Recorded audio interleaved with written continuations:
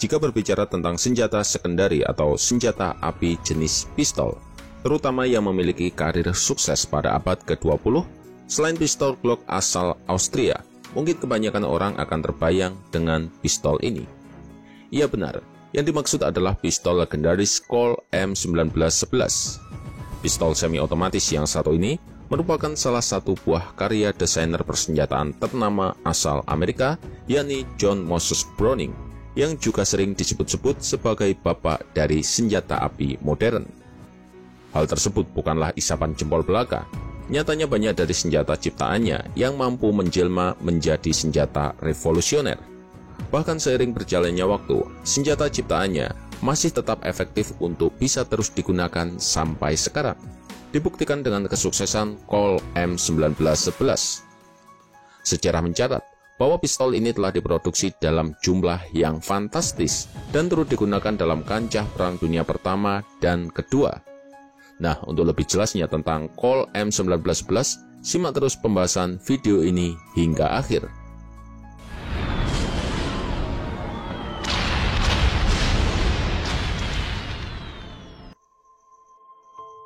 Secara awal rancangan pistol Colt M1911 dimulai pada akhir tahun 1890-an.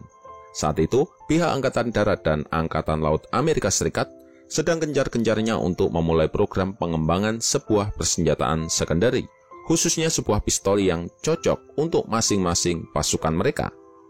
Program tersebut mengarah kepada rancangan sebuah pistol self-loading atau yang biasa dikenal dengan istilah semi-otomatis. Saat itu, pihak militer Amerika menginginkan sebuah pistol yang memiliki tingkat durability serta efisiensi yang tinggi guna menggantikan peran senjata api jenis revolver yang dianggap kurang efektif dalam layanan militernya. Dari serangkaian persyaratan yang dikeluarkan pihak militer Amerika tersebut, pada akhirnya mereka mengadakan sebuah kompetisi untuk mencari desain senjata api terbaik. Tak main-main, berita tersebut ditanggapi secara antusias oleh 6 perusahaan besar manufaktur senjata api. Sebut saja DMW, Knoebel, Webley, Bregman, Civic Arm Company, dan juga Colt. Keenam pabrikan tersebut menyodorkan hasil rancangannya masing-masing yang kemudian diuji coba oleh pihak militer. Namun sayangnya, di awal kompetisi ketika pabrikan tidak lolos karena desainnya tidak memenuhi persyaratan, dan selanjutnya hanya menyisakan desain senjata dari pabrikan Civic, DMW, dan juga Colt. Tetapi, desain pistol dari ketiga pabrikan yang lolos kompetisi tersebut masih mengalami sedikit masalah dan perlu dilakukan perbaikan.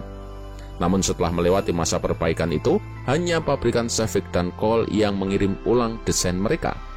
Pertarungan desain pun terus dilakukan oleh kedua pabrikan tersebut dengan terus melakukan serangkaian uji coba lapangan yang dimulai dari tahun 1907 hingga berakhir di tahun 1910. Setelah memakan waktu pengujian kurang lebih 3 tahun lamanya, pada akhirnya pabrikan Colt muncul sebagai pemenang dengan pengetesan terakhirnya yang disaksikan secara langsung oleh sang desainer John Browning. Salah satu tes terberatnya ketika dilakukan pengujian untuk mampu menembakkan sebanyak 6.000 butir peluru dalam rentang waktu selama 2 hari. Bahkan ketika pistolnya mulai panas, cara untuk mendinginkannya hanya perlu direndam dengan air dan selanjutnya masih bisa terus digunakan. Alhasil, pistol Colt tersebut lulus tanpa mengalami kerusakan sedikit pun. Sedangkan pistol saingannya dari pabrikan Civic mengalami 37 kasus malfungsi. Menyusul keberhasilannya dalam menjalani berbagai pengujian yang berat tersebut, pistol milik Colt secara resmi mulai diproduksi secara massal pada tanggal 29 Maret 1911 dan sesegera mungkin diadopsi oleh Angkatan Darat Amerika dengan penamaan model 1911 atau disingkat M1911.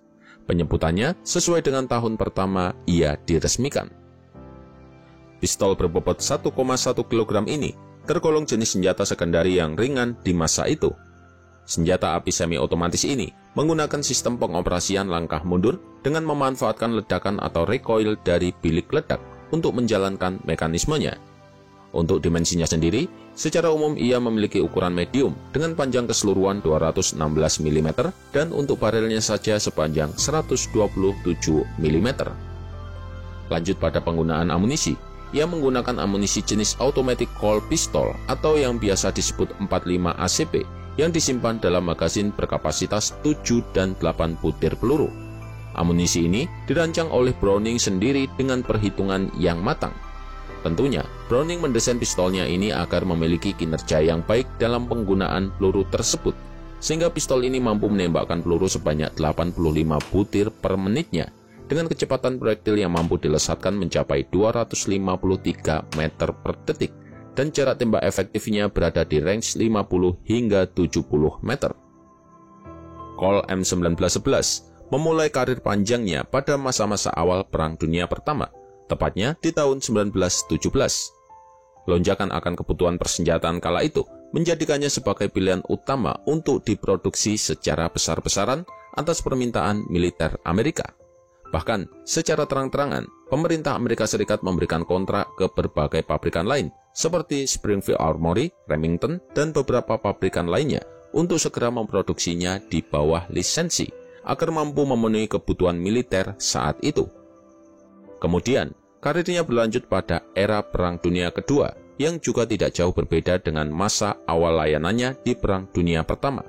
Pasalnya, ia terus mendapatkan permintaan produksi yang sangat signifikan, mengingat akan peristiwa perang besar yang terjadi kala itu, terutama saat varian terbarunya berhasil dikembangkan, seperti seri M1911A1, yang secara otomatis menjadikannya primadona di kalangan militer. Tercatat dalam sejarah pembuatannya, pistol ini telah mencapai jumlah produksi yang sangat fantastis pada berbagai variannya. Oleh pabrikan Colt saja, tercatat ia berhasil diproduksi sebanyak lebih dari 2.700.000 pucuk, sedangkan oleh pabrikan lain berdasarkan lisensi lebih dari 4.200.000 pucuk yang telah diproduksi. Jumlah sebanyak itu belum termasuk dengan pistol yang diproduksi di luar lisensi.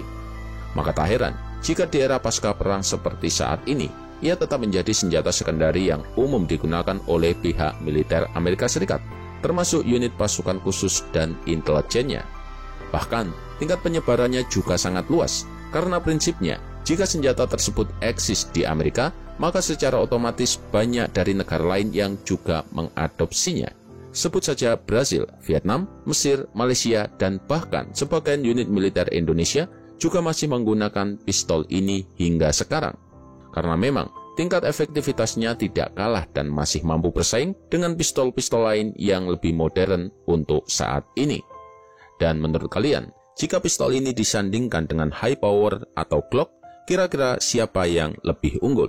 Silahkan tulis pendapat kalian di kolom komentar di bawah.